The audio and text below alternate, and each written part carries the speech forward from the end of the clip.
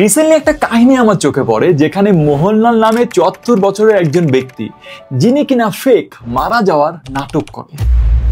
এখন প্রশ্ন হলো, তিনি এমন আজব কাজটা করলেন কেন? কারণটা অবাক করার মতন, কারণ তিনি দেখতে চেয়েছিলেন তার শেষ সময় কয়জন মানুষ সত্যিকারে তার জন্য কষ্ট পায়। এখন তার ওপারে চলে যাওয়ার খবরটা যখন জানাজানি হয়, তখন সবাই চলে আসে তাকে শেষ বিদায় দেওয়ার জন্য। তখন মোহনলাল লক্ষ্য করলেন কিছু মানুষ সত্যি কষ্ট পাচ্ছিল, কেউ কেউ মন খারাপ করে বসেছিল, কিন্তু বেশিরভাগ মানুষই গল্পগুজব নিয়ে ব্যস্ত ছিল এবং অনেকে হাসাহাসিও করছিল। এখন এরপর কি হলো এটা বলার আগে আপনাদের জানা দরকার যে মোহনলাল মানুষ হিসাবে কেমন ছিল।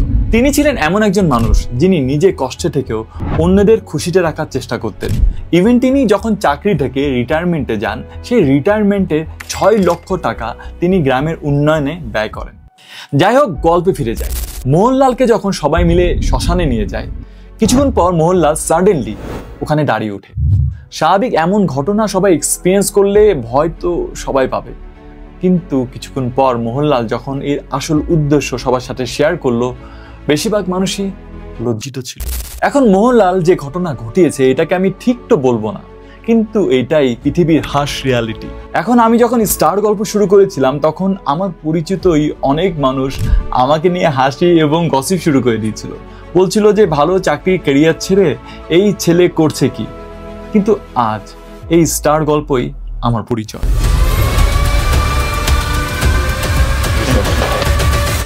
মেইন পয়েন্ট হচ্ছে, আমরা যখন জীবনে কিছু করতে চাই বা আমাদের প্যাশন ফলো করতে চাই, তখন আমরা অলওয়েজ চিন্তা করি আমাদের আত্মীয় স্বজন, আমাদের পাড়া প্রতিবেশী, আমাদের বন্ধু বান্ধবরা কি চিন্তা করবে।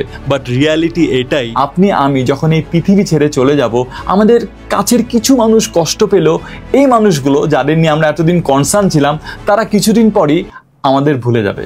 এখন আপনাদের কাছে আমার একটা প্রশ্ন, এখন তো আমরা বেঁচে আছি, তো নিজের জীবন বদলাতে বা নিজের প্যাশন ফলো করতে এখনো কি সমাজের কথা ভাববেন?